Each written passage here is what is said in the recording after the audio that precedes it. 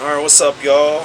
How y'all doing this morning? Of course, we're here, and, well, this is a bit of a topic, a subject from yesterday, or at least a piece of that subject. Yeah, of course, a lot going on when it comes to LeBron James. It's just really, really interesting because, a lot of people don't know whether or not he's looking to retire, whether he's going to stay in LA, if he goes somewhere else. I mean, really, at the end of the day, I just feel as though it really doesn't even matter, especially not right now. He just got eliminated from the playoffs Monday night.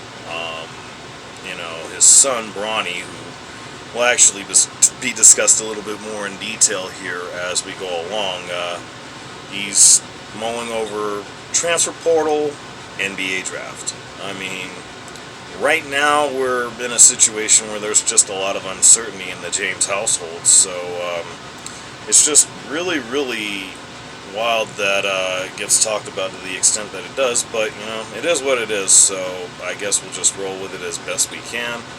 And with that having been said, I find it real interesting because this is the real reason I want to actually talk about this. Man. It's just wild the way people come up with some of the things that they come up with. But, yeah, this man right here, one Mr. Paul Pierce, 2008 Finals MVP, Boston Celtics legend, NBA champion. I mean, certainly a Hall of Famer, the list goes on and on. But, it's just kind of funny to me because I think about, just really a lot of the epic battles him and LeBron had back in that year that the Celtics won in '08. And, I was just telling because it was something that you'd like to have thought you'd have seen for the next X amount of years, but that certainly wasn't the case. I mean, LeBron just ultimately became more LeBron. But he became LeBron so much so that Paul Pierce decided to come up with a new term the other day on Fox Sports Undisputed with Skip Bayless and Keyshawn Johnson. This one's really, really funny to me. And I only caught this because my uncle actually spends an awful lot of time watching clips from various shows on Fox Sports 1, which is cool. Me personally, I'm not so much the biggest fan. I don't know what it is. I can't get into watching any of those shows. I don't know why. I've never really put much thought into it. I'm just not the biggest fan. But it is funny some of the stuff that he actually winds up watching, he being my uncle. And this just happened to have been a thing that came up yesterday. He came up with a term known as LeBronalytics. That's right, LeBronalytics. I mean, okay, I'm not even gonna make any sort of issue with that. It's just really, really funny. But when you actually get to breaking down the reason he came up with said term in LeBronalytics, it's not as funny anymore. Especially when you get to thinking about the GOAT discussion between him and MJ. I mean, it's just... It honestly blows my mind, It's funny, and I don't talk a lot about my own personal life that much. I know I've had those occasional videos where I've done the IRL videos and everything, but something that I don't talk a lot about is the fact that growing up, I pretty much had moved around a lot. Lived in, I'm going to say, about 5 different places, all before the beginning of my adult life. Just think about that for a second, alright? And the reason I bring that up is because with these LeBronalytics that Paul Pierce has seemingly invented, it's just really, really interesting to me because I think that a lot has been made, but there's really, really good reason for it. And that's just with LeBron's history. I mean, the multitude of coaches that he's been through. I can't name them all off. I know that the first one was Paul Silas.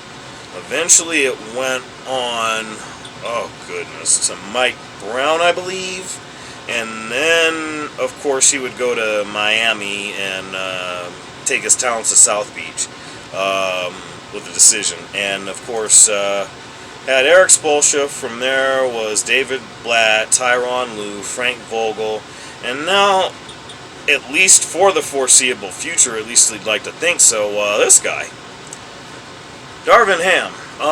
Already the man's job seemingly is in danger, at least according to a lot of folks that talk a lot about the NBA, at least on TV anyway, and I kind of find this a little bit wild. Also for the fact that I've actually had this conversation with one of my friends at work, and I told him, the Lakers need to make this man the Mike Tomlin of the NBA, because with all this coaching instability, you're never really going to have anything that is going to prove to be a long-term winning product. Sure, you can put pieces there the way that you did with LeBron and AD, but let's be honest, a lot of the pieces haven't come together the way that they need to. I'm not sure that that's necessarily Darin Ham's fault, but then again, there are only so many things that you can point towards that. For me personally, I would like to think that if there is anything that you would actually point to, it'd be this guy right here, and not in a bad way, because let's just be clear about one thing. Anthony Davis is still one of the best bigs in the NBA today. I really feel as if he gets discredited in a lot of ways that people don't really pay enough attention to. One thing that I will say that is a bit of a knock on Darin Ham, however, is the fact that, there's an awful lot of reliance on Anthony Davis at the 5 position. I think you got to interchange him. It's one thing for him to be your starting center, but at some point you got to bring somebody in who's consistently going to be that big, who just, as Stephen A. pointed out with another similar subject in today's First Take, you got to have a big that plays defense and rebounds. And I feel like they've got guys that do that, but those guys seem to try to do a whole lot of other things that just aren't conducive to what contributes to wins. I mean, for me, I'm thinking about Rui Hachimura, Jared Vanderbilt, Jackson Hayes. Those are all 3 bigs that you could have in there, and especially in this case against the Nuggets. Why were none of them taking on the responsibility of going against Jokic? I mean, that takes away from what AD is able to give you on the offensive end. And until somebody figures that out, I don't think this nucleus as it's structured right now, I don't see it going too much of anywhere. And again, another part of this that has to be brought up, Ronnie. I mean, there's a very good chance he winds up in the NBA this year, as he has declared for the NBA draft. He hasn't hired an agent yet, but he also has declared to enter the transfer portal.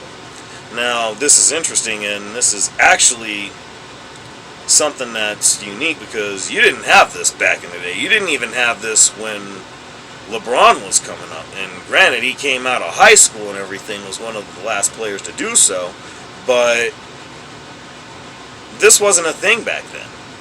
So this is a really, really unique situation, and regardless of whatever LeBron's decision is going to be, I can guarantee you that a good chunk of it is going to be based on this right here. Because we've heard it before, and I've even talked about it. He's said numerous times he wants to play against, more preferably with, his son Bronny. So I don't know if that's necessarily that that's going to come into fruition. I don't know if it's even feasible for LeBron or even Bronny himself.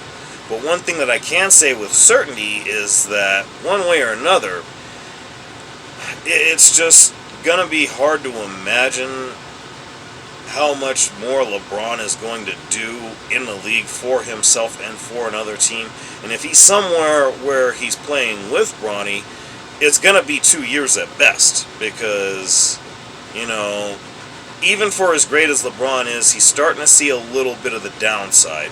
And I only say it that way mostly for the fact that, in the end, at some point or another, it's gonna be a situation that can't be so focused on LeBron that it has been. And it's one thing that he's as great as he is, but I gotta also harken back again to First Take and something Stephen A. Smith said yesterday, which interestingly enough pertained to the reasons why MJ is still the GOAT. And yes, he very much still is the GOAT, although I have other things I want to discuss about that at another point, but not where LeBron is concerned. But where LeBron is concerned is the fact that, if nothing else, it's similar to what Stephen A. said about the Philadelphia 76ers where it pertains to Joel Embiid and Tyrese Maxey. It's getting to the point now, and Maxey actually proved this last night, but he said something about how they need to start building around Maxey and Embiid adjusting to that. That's literally something that's going to have to be the case for LeBron as well.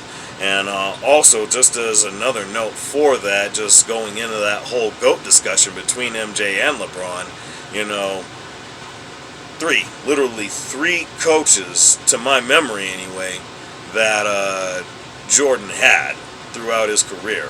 I struggle to remember the first one's name, but the next one that came along, of course, ultimately was Doug Collins. And then there was Phil Jackson. Wasn't much of anybody else after that. And that was throughout a 17-18 year career. This is year 21 for LeBron, you know, and he's had 8 coaches. And just going back into to the LeBronalytics, thank you, Paul Pierce. That's a one coach every 3 year average. I mean, I don't have to give you any hints as to where that came from, especially with that being a LeBron tie, but that's neither here nor there. Y'all know what it is. Like, share, subscribe. I just had to get that one off. I'm out, y'all. I gotta go to